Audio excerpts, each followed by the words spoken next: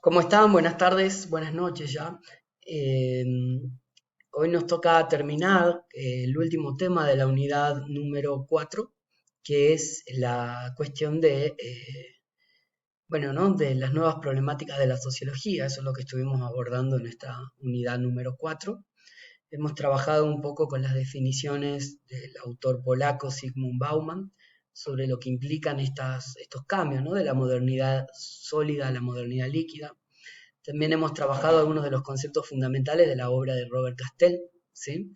El autor francés que, bueno, nos propone algunos conceptos básicos para entender este cambio de época, ¿no? Esto que él llama la crisis de la sociedad salarial y lo que ha implicado esto, sobre todo a finales del siglo XX y principios del siglo XXI, ¿no? El proceso de desafiliación, la precarización y la desocialización del empleo, también las consecuencias de la crisis del estado de bienestar y lo que esto ha implicado en términos bueno, de proceso de descolectivización y de desinstitucionalización. Conceptos que van a ser retomados por la autora argentina Maristeles Vampa para entender la crisis social argentina del último tramo del siglo XX, ¿no? Y del principio del siglo XXI también. Y que eso lo vamos a ver en la unidad número 5, cuando nos aboquemos a analizar estos conceptos y estos aportes que vimos en la unidad 4 en la problemática puntual de la estructura social argentina durante el neoliberalismo y después. ¿Sí? Bueno, hasta ahí un poco el repaso. Ah, perdón, y la clase pasada también vimos, también grabado, eh, el tema de, bueno, de la unidad también, que es las problemáticas que aborda Louis Kant, ¿no? Este sociólogo francés que fuera colaborador de Pierre Bourdieu y que labura sobre todo con los procesos de marginalidad avanzada en las sociedades del siglo XXI, poniendo especial énfasis en Francia y en Estados Unidos, pero también, como les dejé en la plataforma, eh, con menciones a los casos de Brasil y sobre todo de Argentina, ¿no? El proceso de marginalidad avanzada en estos países y las consecuencias del nuevo patrón de desigualdad social que también los abordamos en la clase anterior, ¿no? Sobre todo, hicimos referencia a las consecuencias que tienen que ver con la creación o con la gestación de este Estado penal que tiene como dos caras, ¿no? Por un lado, el proceso de prisionalización masiva y por otro lado, el proceso de guetificación o guetización de la sociedad a través de la creación de estos enclaustramientos étnicos, territoriales, raciales, que van a justamente a convertirse en una especie bueno, de tratamiento de la pobreza en el siglo XXI, ¿no? Entonces, esto es lo que propone de alguna manera los autores que vamos a abordar en esta unidad, que estuvimos abordando en esta unidad número 4. Bueno, nos quedó uno en el tintero, que es justamente el autor que va a permitir pensar también cómo, bueno, qué hay que hacer para salir de estas problemáticas, ¿no? Son muy interesantes los libros de François Dubet, justamente porque él me parece que hace un intento muy interesante de introducir el debate de la teoría sociológica, de introducir a los lectores comunes, ¿no? A los lectores que no son especialistas en sociología, a estos debates más profundos que la sociología trata de desarrollar. Uno de esos libros, quizá el primero, fue el de Repensar la justicia social, ¿sí? Y que justamente está escrito, ustedes tienen para leer el primer capítulo de ese libro, que es corto, es breve, y que ha tenido varias reediciones, ¿no? Porque realmente ha sido muy importante para leer y entender estos tiempos que atravesamos. Eh, Me parece que es muy interesante el discurso llano, el discurso más coloquial que utiliza con ese objetivo, ¿no? De llegar a un público más amplio y plantear estos debates dentro de un público más amplio. Entonces, en este contexto está escribiendo Dubet y escribe con esa facilidad que tiene, ¿no? Para hacerse entender. También en esta facilidad tenemos un artículo clave de él que explica un poco el desarrollo de este librito, que es Elegir para actuar, ¿no? Y que les dejo también linkeado el artículo para que lo vean. Me parece que en ese artículo está bastante bien sintetizado lo que él desarrolla a lo largo del libro y lo que ha venido también desarrollando a lo largo de su obra, ¿no? Eh, entonces, lo que él propone en este libro, en Repensar la Justicia Social, él contrapone dos modelos de pensar las políticas de igualación social. ¿Sí? Es decir, dos perspectivas ideológicas desde el cual se puede abordar la problemática de la desigualdad y desde el cual evidentemente se elaboran distintas formas políticas de políticas públicas, ¿no? Para bueno, sobrellevar esta problemática, este lastre de la desigualdad, ¿no? Que tienen las sociedades modernas. Entonces, cada uno de estos enfoques, si bien son categorías analíticas, ¿no? En la práctica es un poco más difícil establecer una diferenciación, pero cada uno de estos enfoques concibe a la problemática de la inequidad o de la desigualdad social de distintas maneras y con distintos orígenes. Por lo cual, cada una de estas corrientes, bueno, primero porque las piensan de manera distinta, también tienen distintas opciones o alternativas, van a proponer distintas políticas, acciones concretas que el Estado debe llevar para bueno, evitar la continuidad de estas desigualdades, ¿no? Entonces, cada corriente promueve instrumentos políticos de intervención específicos, ¿sí? Para la planificación y la gestión de estas políticas sociales de igualación social. ¿Estamos? Bueno, hay dos, ¿sí? Son dos grandes corrientes. Por un lado, la igualdad de posiciones. Está, bueno, se las leo de aquí, ¿no? Se centra en los lugares que organiza la estructura social, es decir, el conjunto de posiciones ocupadas por los individuos, sean mujeres y hombres, más o menos educados, blancos o negros, jóvenes o ancianos.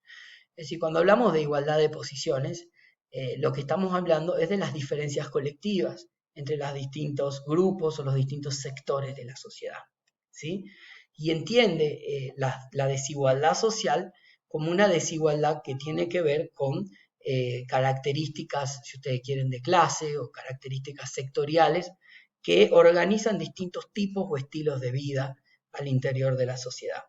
Entonces, acá se piensa sobre todo en los grandes conjuntos sociales que explican las desigualdades entre las personas, ¿no? La pertenencia a distintas características sociales, orígenes sociales. Entonces, esta corriente, la igualdad de posiciones, pone el énfasis sobre todo en las desigualdades de origen, ¿no? Es decir, en las desigualdades sociales de origen.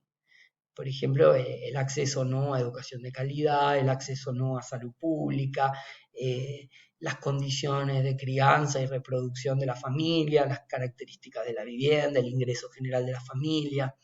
Lo que intenta este tipo de perspectiva teórica es pensar en las macro desigualdades que atraviesan a las sociedades.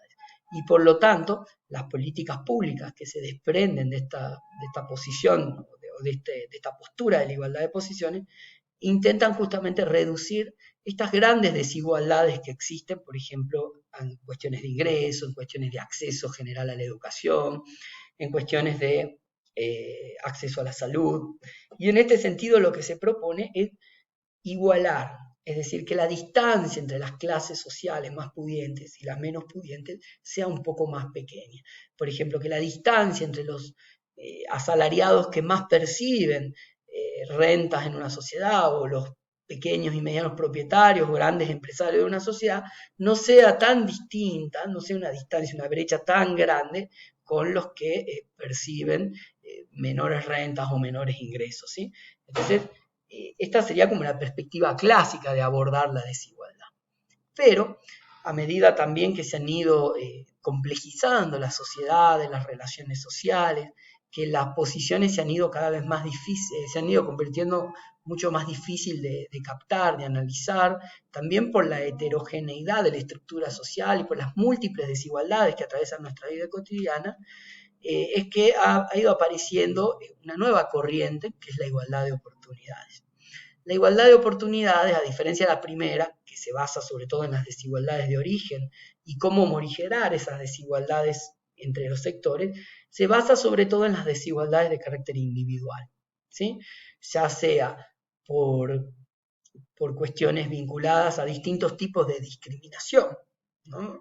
Por ejemplo, podría ser, qué sé yo, las dificultades que tienen algunas mujeres para llegar a puestos gerenciales dentro de una empresa, o las dificultades que tienen personas bueno, el caso de Francia, ¿no? De origen africano para acceder a empleos de calidad, bueno, etcétera, etcétera, ¿no? Estas que tienen que ver sobre todo con cuestiones más personales, más individuales y no tan colectivas.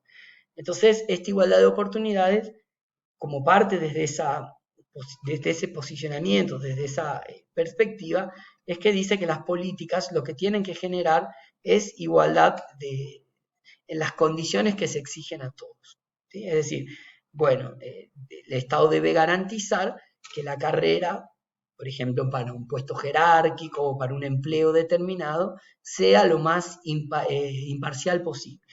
Entonces, que todos tengan las mismas posibilidades de competir en la igualdad de oportunidades esa carrera, ¿no? Ya sea para un puesto determinado, para un trabajo, para una beca universitaria, ¿sí? En este sentido, entonces apuesta fuertemente a que el lugar o esa posición dentro de la estructura la ocupe aquel que tiene los méritos necesarios para ocuparla. ¿Sí? Es decir, que se demuestre su idoneidad y en función de eso sea seleccionado o seleccionada. ¿Sí? El problema, después Dubet va a hacer claramente su propia apreciación sobre estas dos corrientes, ¿no? Y él dice, en sociedades como las nuestras, muy desiguales, sobre todo en Latinoamérica, ¿no? No está pensando en Latinoamérica, pero pensemos mucho más desiguales que las europeas, siempre conviene, dice él, apostar por la primera, ¿no? Porque dice él, no es que esté mal, digamos, deseamos todos que las oportunidades y las posiciones sean las más equitativas posibles.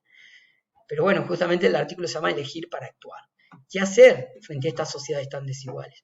Bueno, dice, el problema de la igualdad de oportunidades es que no considera las desigualdades de orígenes de las personas.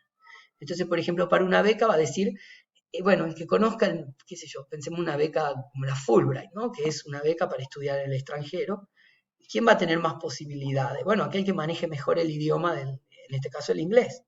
Bueno, ¿y todos partimos de las mismas condiciones de orígenes para el aprendizaje del inglés? No, por supuesto que no. Va a depender si alguien pudo ir a instituto o no, si su familia pudo permitirse una capacitación intensiva en inglés, ¿no? Entonces acá va a haber una diferencia sustancial y que, bueno, va a hacer que esa carrera sea para algunos más ventajosa que para otros. Van a partir con más ventajas de inicio.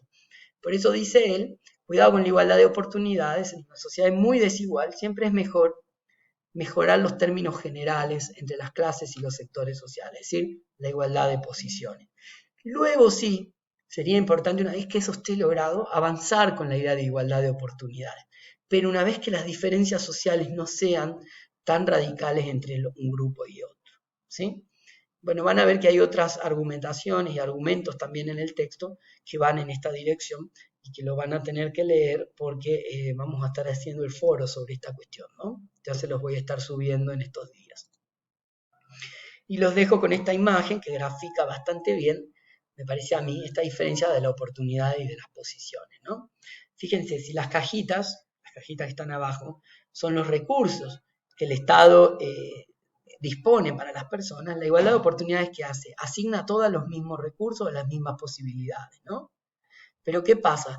Hay algunos niños que son más altos que otros, y la altura acá representaría estas desigualdades de orígenes de las que les hablaba. Entonces, a algunos eso les va a permitir ver el partido y a otros no.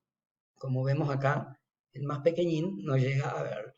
En cambio, si nosotros distribuimos las cajitas de tal manera que a todos, en función de sus orígenes, en función de sus trayectorias vitales, nos permita asignar la disponibilidad de los bienes básicos y de los recursos básicos, esto nos va a permitir hacer un análisis más fino y nos va a permitir también que todos tengan lo que les corresponde y por lo tanto lo que necesiten y por lo tanto van a poder todos ver el partido como se muestra aquí, ¿no?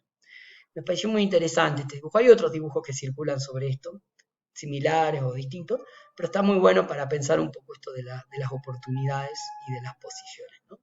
Bueno, los dejo con esta reflexión / imagen y la clase que viene nos estaremos viendo ya de manera presencial. Que estén muy bien y bueno, éxitos con esa lectura, resolveremos consultas y dudas ya la clase que viene de forma presencial para avanzar con la nueva unidad. Que estén muy bien y buen resto de semana.